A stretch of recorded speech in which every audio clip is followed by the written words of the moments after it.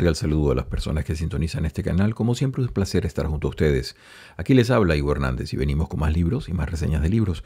Y hoy tenemos una de esas obras que simboliza probablemente el más grande proyecto de Occidente. La obra en sí no puede decirse que lo sea, pero el proyecto dentro del cual se enmarcó es hasta hoy en día, pudiera decirse, el más grande de los proyectos occidentales, el más grande de los proyectos de conocimiento. Y estoy hablando de la Ilustración. Y el libro que nos convoca es una reedición, una especie de pequeña antología que se ha hecho de la enciclopedia. Aquí tienen ustedes, fíjense ustedes, aquí está. La enciclopedia, pueden verla allí.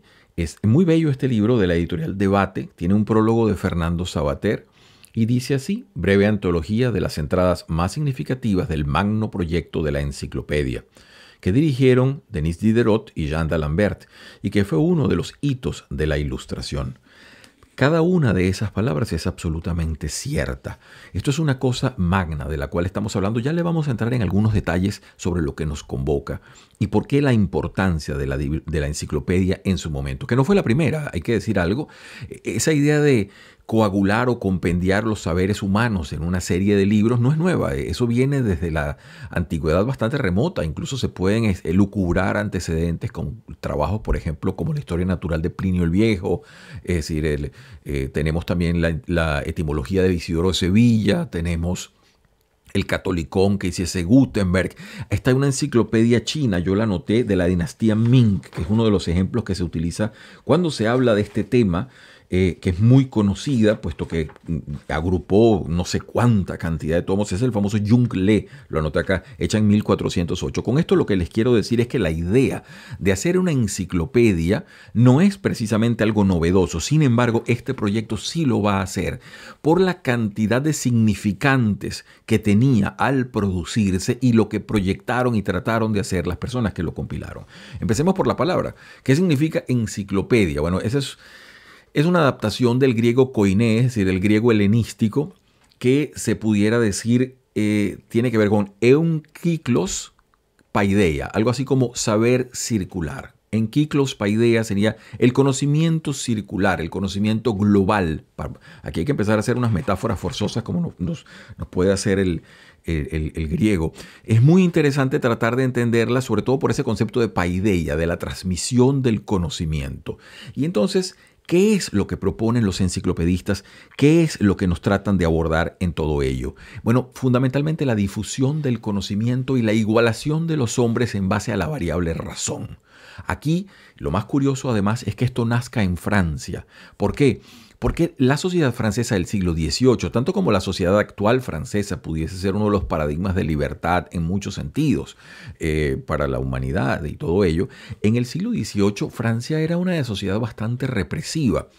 Estamos hablando de esa sociedad que par de décadas después eclosionaría con la situación de la Revolución Francesa, pero que tenía ya ingredientes opresivos muy grandes, sobre todo de parte de la Iglesia, que tenía un poder omnímodo en muchos sentidos y que había logrado vincularse con la nobleza y en cierta parte con la monarquía, y todos ejercían una situación de explotación, no solamente al pueblo llano, sino también a los artesanos. Y fíjense que la palabra es interesante, porque uno de los grandes genios detrás de este proyecto, quizás el genio detrás de este proyecto, que es Denis Diderot, era un hijo de artesanos, que era uno de los sectores muy productivos de la sociedad, pero que no tenía ningún reconocimiento. Los otros sectores tenían una cantidad de privilegios que ellos mismos se garantizaban, y entonces dejaban a la sociedad huérfana de mucho reconocimiento en base al valor real.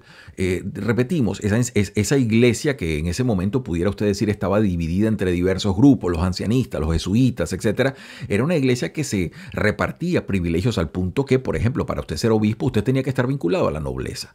Los cargos eran repartidos en razón de sangre y de conocimientos de familias y todas aquellas situaciones absurdas que no tienen nada que ver con el talento. Y eso llegó, repetimos, a eclosionar tiempo después. Los que compendiaron esto no eran revolucionarios en el sentido como luego, por por ejemplo, el marxismo pretende ver en la gente que quiere cambiar la sociedad.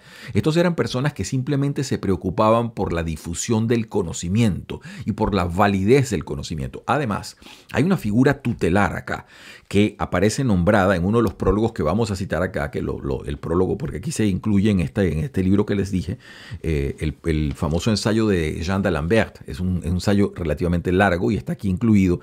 Y d'Alembert pasa revista a los genios tutelares que han provocado la difusión del conocimiento y por fin la libertad de la tiranía de ese organón aristotélico que venía fastidiando el escolasticismo ya en un viciamiento de perspectivas que venía fastidiando todo avance, todo progreso humano. Y ese sujeto al cual él va a colocar en la cima de todo ello es Francis Bacon, el famoso empirista inglés, un sujeto que produce un texto que se va a llamar Novum Organon, precisamente para decir el organón aristotélico de las ciencias está vencido, tenemos que producir en base al conocimiento directo, a la empiria con la realidad, producir conocimientos nuevos, adecuados a nuestros avances y a nuestros momentos, sin descartar lo que pudieran habernos aportado los otros, pero reconociendo que tenían muchos errores. Entonces, ya por ahí empezamos a ver que la enciclopedia, como les decía, es cierto que ha habido enciclopedias, incluso mayores que estas en tamaño, la China es un gran ejemplo, pero esta es la primera que establece arbotantes clarísimos y anclajes duros dentro de lo que plantea. Lo primero es la idea del progreso, eso está inmanente en todos los escritos de esta enciclopedia. Lo segundo es, lo coloqué acá porque anoté mientras estaba leyendo el libro, les decía, de igualdad de los hombres en base a la razón, como el principio racional,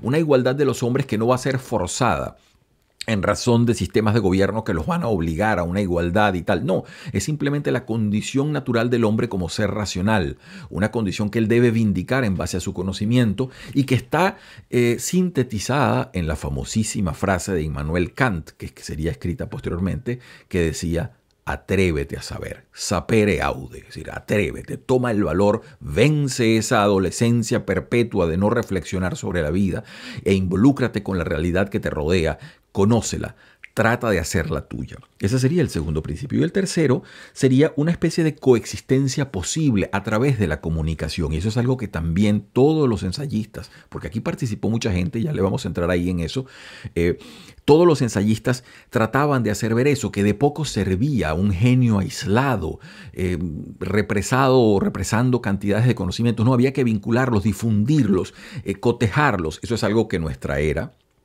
valida.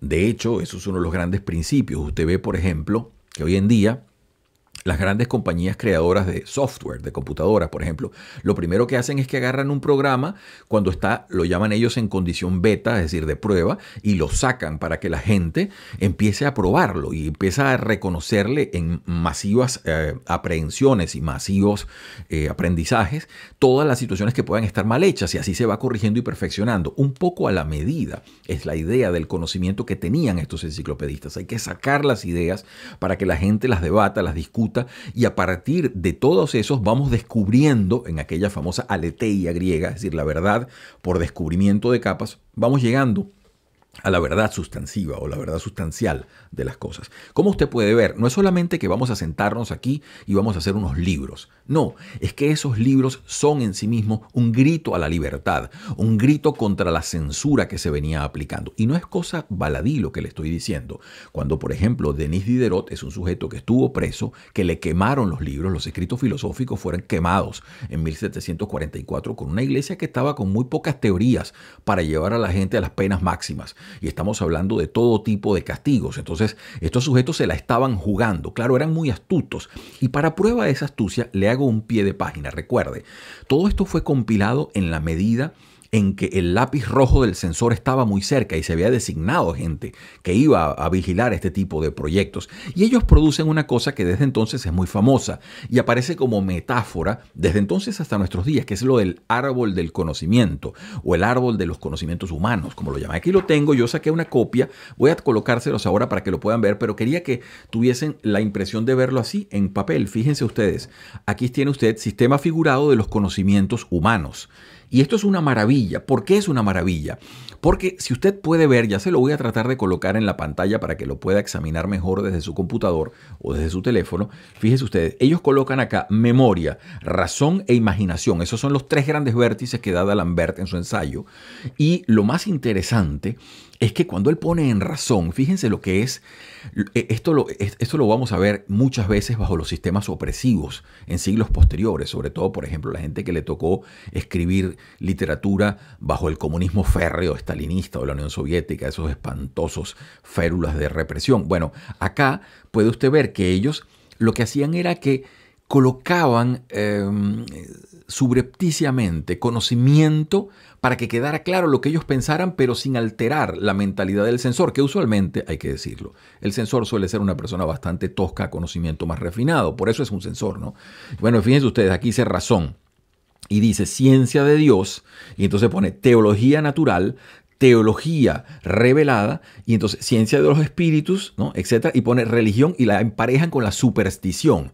Ahí ya están ellos decantando claramente cómo ven las perspectivas, y eso lo hacen en otro tipo de disciplinas. Entonces es muy interesante y fascinante cómo estos sujetos agruparon el conocimiento humano de esta manera tan hermosa y a la vez dejaban ver sus perspectivas respecto a los temas. Y es que vamos entonces a la parte operativa. ¿Cómo comenzó todo esto? Bueno, la leyenda nos dice un poco la historia que había un inglés, yo noté su nombre porque esta historia se me había escapado. Perdón, este es un francés, Andrés Le Breton. Andrés Le Breton contrata a un inglés, el sujeto lo contratan para que traduzca un diccionario y lo ponga en francés. Entonces está buscándose conocimiento. El hombre no salió con nada. Este señor Le Breton entonces comisiona a Diderot y comienza desde 1751 a 1772 el proceso que va a ampliarse de forma masiva, que va a terminar siendo esta enciclopedia, que por cierto era enormemente costosa. No piense usted que estos eran libros que los adquiría Pedro, Juan o Luis.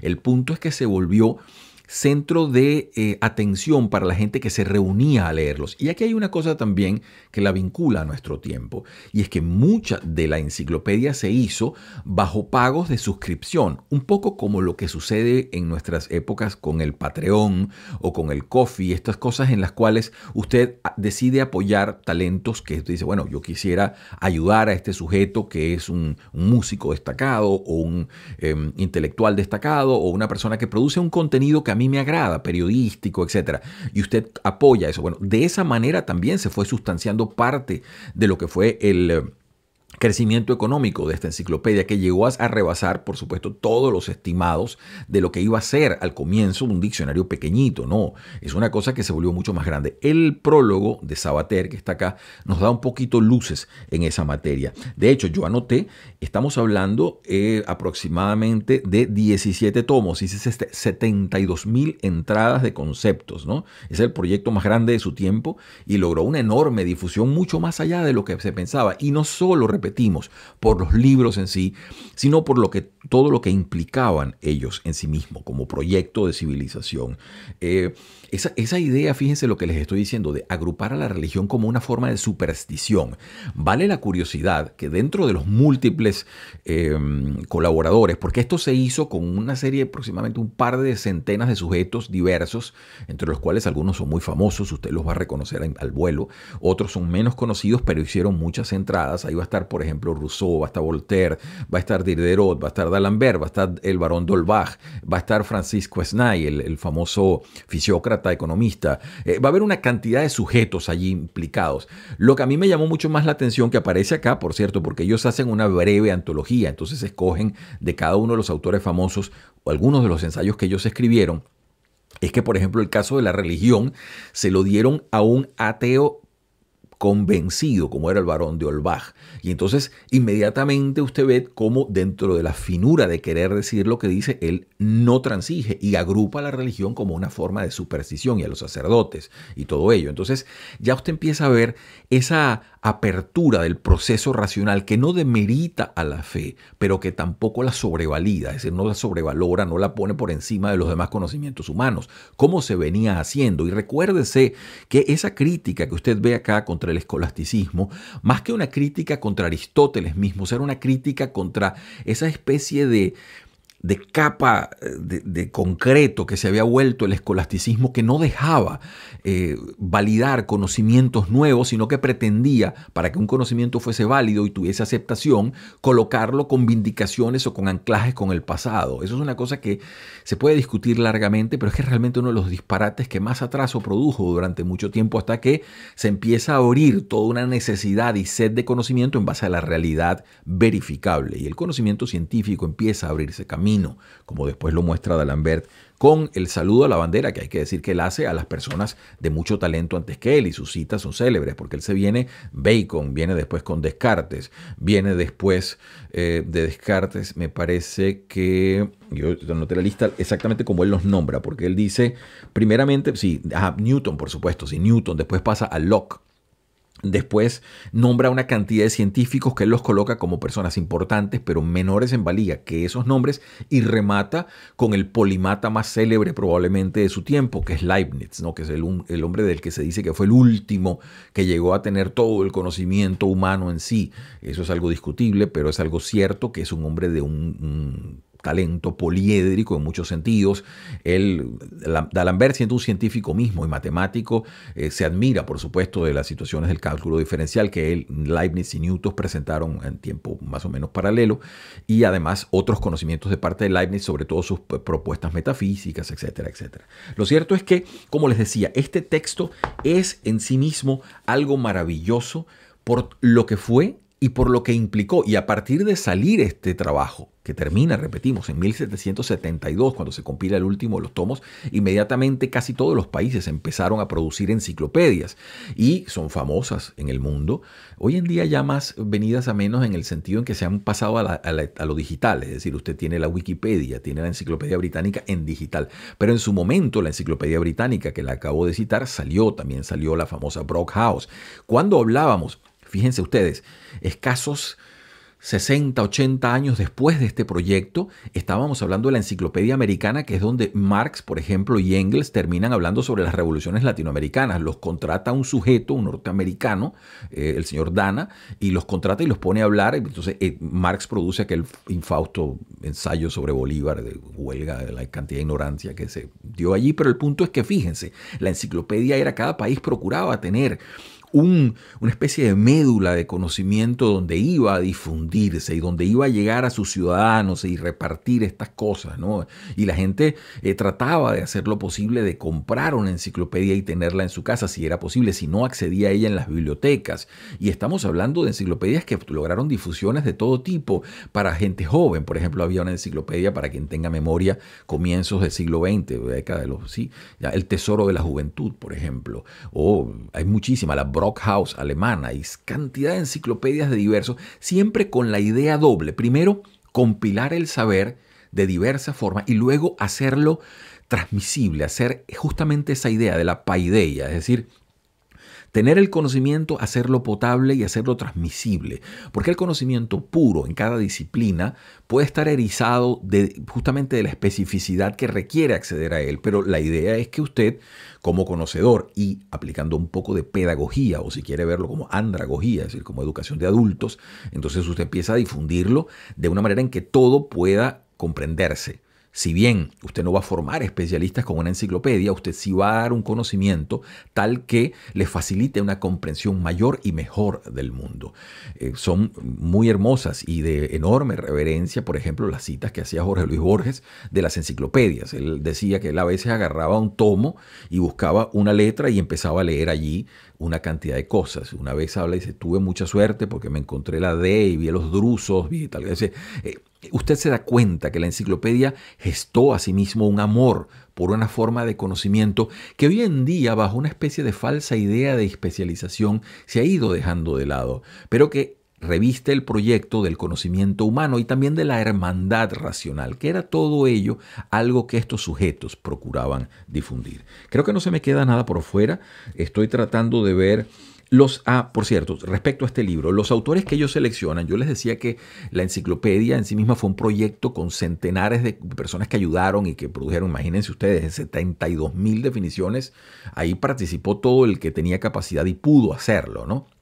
En este caso, ellos seleccionan gente muy reconocida. Aquí están D'Alembert, Diderot, está Holbach, el barón de Holbach, está Francis Quesnay, está Jean Romilly, está Rousseau, se me había olvidado nombrarlo, y está Voltaire, es decir, gente muy reconocida y de amplia pluma. Vamos a tratar en la medida de lo posible, lo que permita el tiempo, de leerles un poquito de los ensayos. Algunos son muy hermosos y este es un libro que se lee fácil, se lee agradable. ¿Por qué?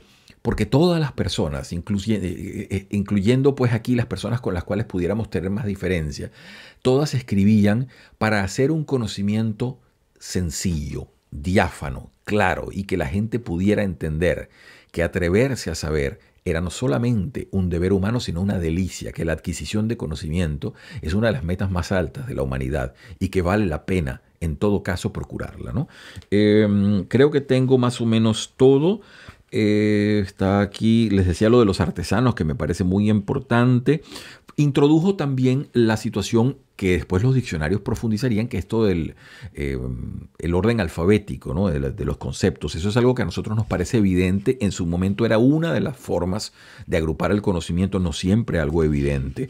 Creo que tengo todo, estaba viendo acá. Bueno, por supuesto, no podía dejarlo. El Papa Clemente XIII, Clemente XIII, incluyó la enciclopedia en la lista de los libros prohibidos. Bueno, la Iglesia en sus momentos menos felices hace este tipo de cosas, ¿no? Entonces, la Iglesia Católica, cuando se asusta, lo que hace es reaccionar de este tipo en lugar de haber tratado de comprender un proyecto. Sin embargo, y hay que decir algo, esto es una cosa un poco curiosa, porque la censura contra la enciclopedia unió a toda la gente de la Iglesia, jansenitas, jesuitas, todo el mundo estaba con la enciclopedia al comienzo. Sin embargo, cuando se probó que era un negocio enorme que involucraba a una cantidad de personas, imprentas, papeles, etcétera, etcétera, después el propio censor a quien esto fue encargado, hacía un poco la vista gorda porque se fue creando toda una reverberación internacional de ello. La enciclopedia ganó también en parte por su propia valía y porque ya no se podía detener con esas férulas antiguas y esa especie de apolillamiento de unas palabras, de unas cosas pasadas. No se podía detener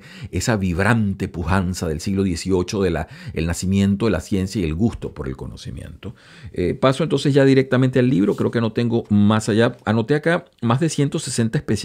Esto es algo que estuve buscando para saber cuántas personas habían participado. No me tomé la cifra tan en serio, pero sí es cierto que eran más de 150. Eso es definitivo.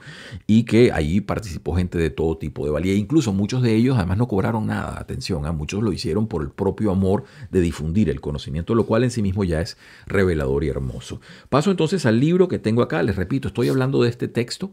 No me costó tan caro, fue un placer adquirirlo y más aún leerlo, porque no tengo acceso a la enciclopedia original, pero ver esto y además las bellísimas ilustraciones que están aquí incluidas, es algo que realmente lo hace una delicia de leer el libro.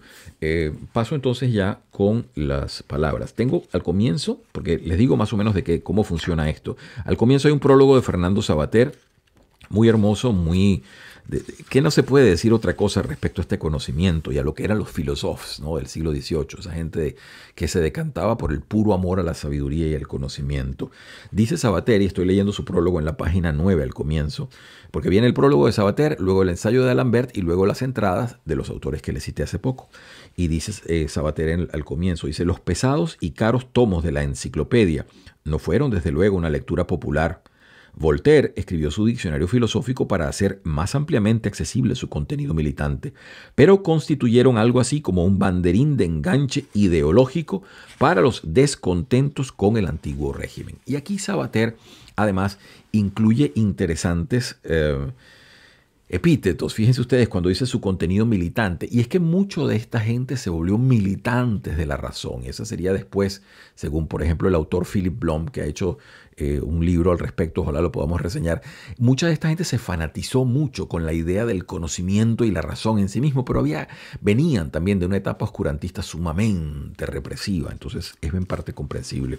Sigo con el prólogo de Savater, una parte que me parece muy importante acá. Lo dice en la página 10 y dice así: la enciclopedia fue un símbolo, el estandarte de una forma de pensar distinta a la tradicional, la leva de la veda para desacreditar los dogmas más acrisolados, el final del respeto.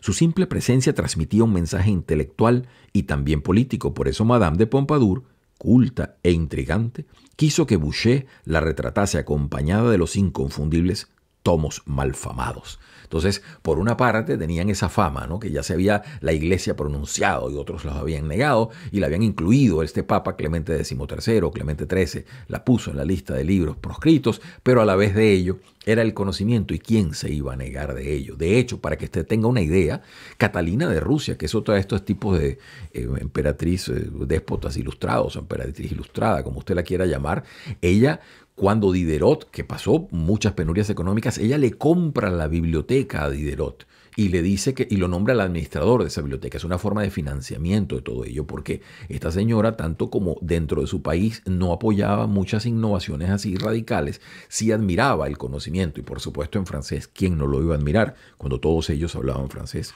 ella era pues alemana de origen y hablaba francés. Seguimos adelante. Esta obra revolucionaria, dice Sabater, no fue escrita por revolucionarios tal como hoy los entendemos. La compusieron hombres sosegados y eruditos que nunca se propusieron derrocar la monarquía ni expropiar a los ricos. Todos ellos pertenecían al tercer estado, es decir, a la burguesía y a las clases populares urbanas, aunque había algún miembro de la baja nobleza infiltrado entre ellos. Los miembros del tercer estado reunían a todas las clases realmente productivas de Francia, pero carecían de derechos. En cambio, la nobleza, cada vez más anquilosada y suspicaz en sus privilegios feudales, los poseía todos. Eso es lo que les decía. Y Sabater cita acá una cosa que por favor téngala en mente para que se dé cuenta de la descomposición de la iglesia de ese momento en Francia. Para ocupar cualquier puesto destacado en esas instituciones, hacía falta haber nacido en la familia adecuada. Ejemplo, en 1789 ninguno de los 143 obispos de Francia había nacido fuera de la nobleza. Imagínense ustedes qué sinvergüenzura, ¿no? Qué terrible eso. Los cargos no se otorgaban según la competencia, sino según la alcurnia. Bueno, eso es un síntoma de fatalidad allí donde se presente. Eso es lo que ha hundido a todos los regímenes cerrados. Desde ese que estamos hablando allí, con esa monarquía corrompida y esa situación tan lamentable, hasta, y en el caso de la iglesia, hasta el caso del comunismo del siglo XX también, donde privaba solamente la impresión del partido. Sigo adelante con más lectura. Tengo muy rayado el prólogo de Sabater, que me gusta especialmente, con la admiración que siempre se le tiene acá a Sabater, pero paso por cuestiones de tiempo a darle la palabra a D'Alembert en su ensayo, el discurso preliminar de D'Alembert. Esto tiene dos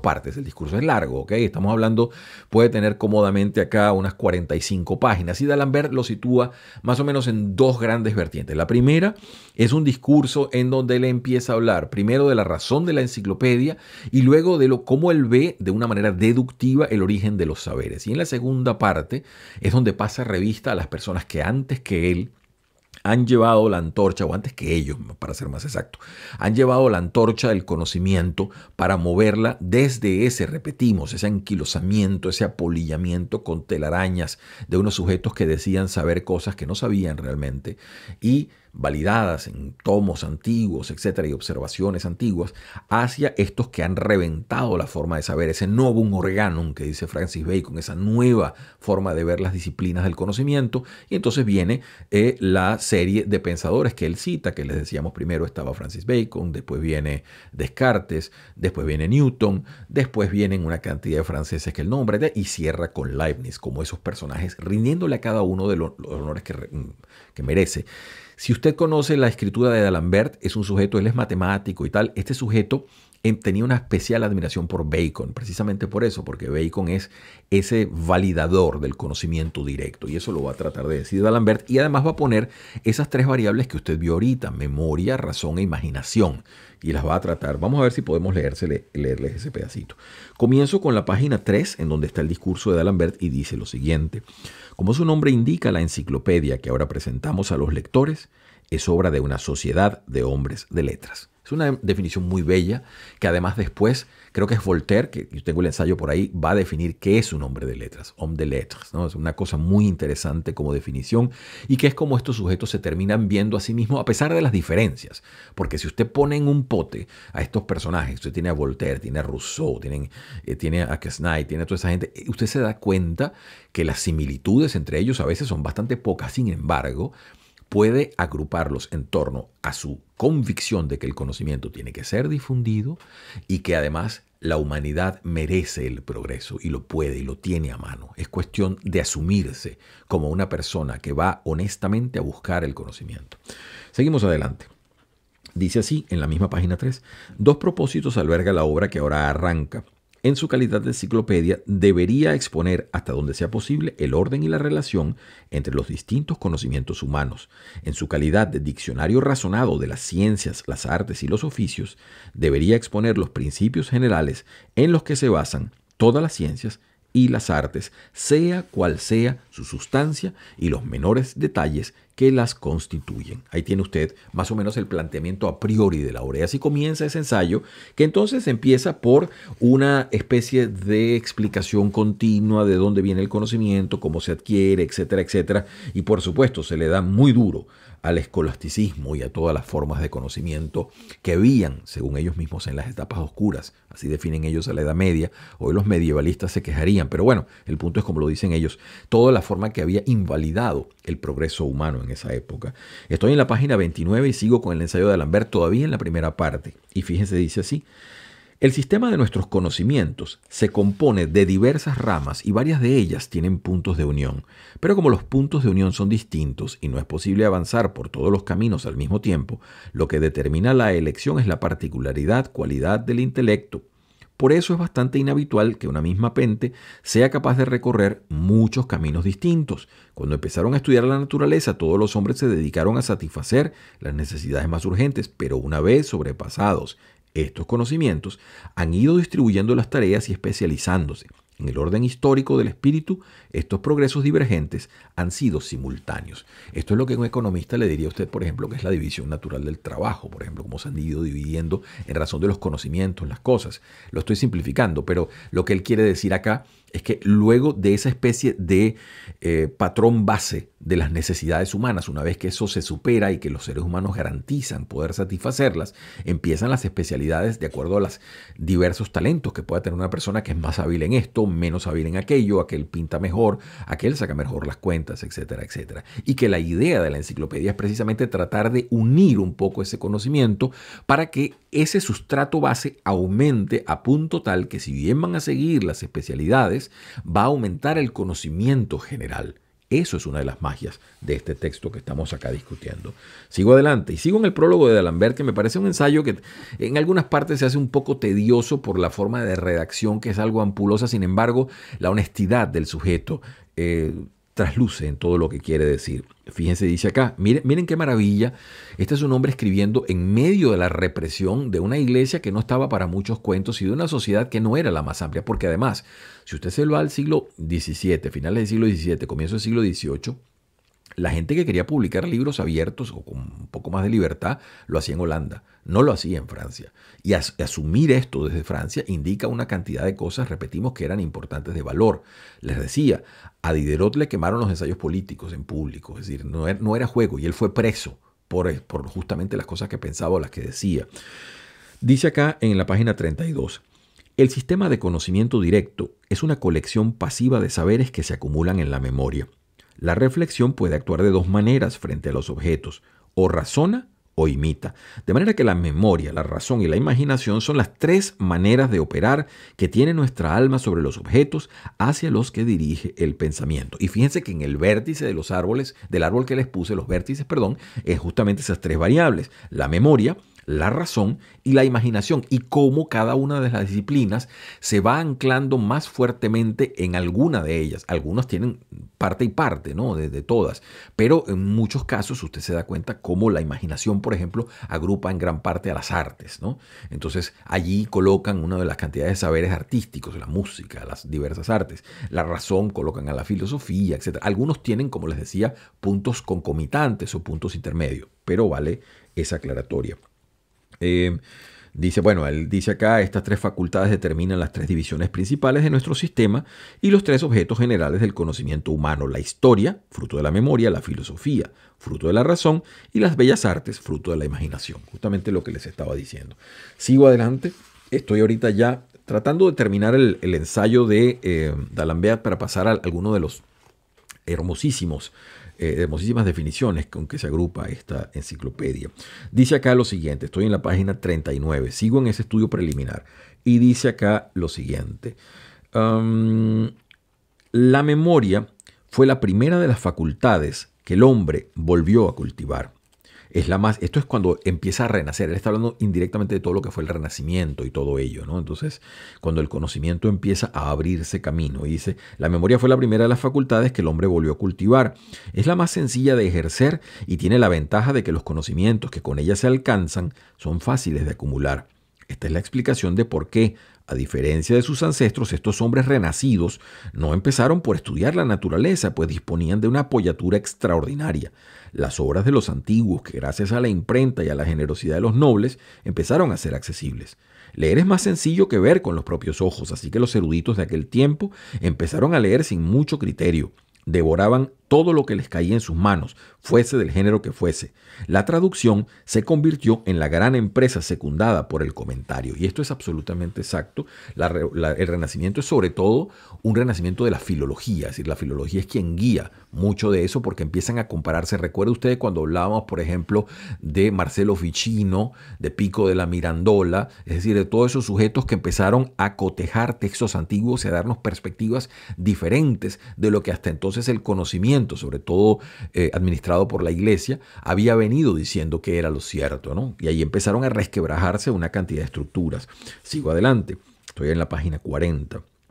Dice así, en contraste, el país de la razón y el de las invenciones significativas es mucho más reducido y con demasiada frecuencia, tras un periodo de esfuerzo y de estudio, en lugar de iluminar lo que se ignoraba, se descarta un área de lo que se creía saber. Un erudito tiene siempre margen para ser más vanidoso que un filósofo, que un poeta, ya que por inferior que sea su mérito, su espíritu siempre está asimilando nuevos datos, mientras que el espíritu entregado a la invención siempre está descontento al comparar sus logros con el horizonte de sus expectativas, por no hablar de los mayores genios. Estos esconden en su amor propio un juez secreto y rigurosísimo que ni el aplauso de sus congéneres logra aplacar. Y acá trata de validar la idea de cómo los eruditos eran sujetos pues que estaban simplemente acumulando saberes, mientras que las personas que se involucraban con la realidad y con tener que cotejar sus tesis o sus hipótesis con la realidad, estaban simplemente siendo corregidos permanentemente y tenían además dentro de sí un juez severo que era quien controlaba qué era lo que había que decir o qué era lo que había que hacer. Bueno, fíjense ustedes. Sigo acá con más de las disertaciones y disquisiciones que hace D'Alembert en su ensayo. Y dice en la página 41, ya que uno se da cuenta la agudeza y que estos conceptos además él se permite escribirlos y difundirlos y discutirlos, hacían que este proyecto tuviese una difusión europea y esto ya no lo paraba nadie realmente. Se puede decir que el tiempo adecuado, las personas que asumieron estos riesgos, empezaron a abrir una nueva época. Si se puede hablar en esos términos de una especie de parto de la historia, se puede ver en esto con las cosas que se... Fíjense lo que este hombre está diciendo en la página 41. Está haciendo una especie de recorrido sobre la lectura de los textos antiguos, sobre todo de ese organón, de ese conocimiento que el escolasticismo había impuesto como válido en las universidades durante siglos. Y dice, nadie advirtió que de la misma manera que se han perdido muchos aciertos de los textos antiguos, pues ya no sabemos apreciarlos, también se esconden allí errores que no sabemos reconocer y que, obrando irreflexivamente, corremos el riesgo de incorporarlos a nuestro saber como si fueran verdades. Ni tampoco se daban cuenta de que con este uso artificial y servil de la lengua de los antiguos alcanzaríamos un instrumento de expresión admirable, quizá para nuestros contemporáneos, pero risible para Cicerón y Virgilio. Y él habla de la necesidad de las lenguas vernáculas para difundir el conocimiento. Hay que decir que mucho del conocimiento en esas épocas se hacía en latín. Y eso todavía en las grandes universidades era un vínculo importante para la academia de ese momento. Y él se pronuncia en contra de esto. Y fíjese, dice más en la página 45, más duro todavía. Durante los prolongados siglos de ignorancia, la escolástica fue la depositaria de toda ciencia, y durante el siglo de Renacimiento contribuyó a perjudicar los progresos de la auténtica filosofía.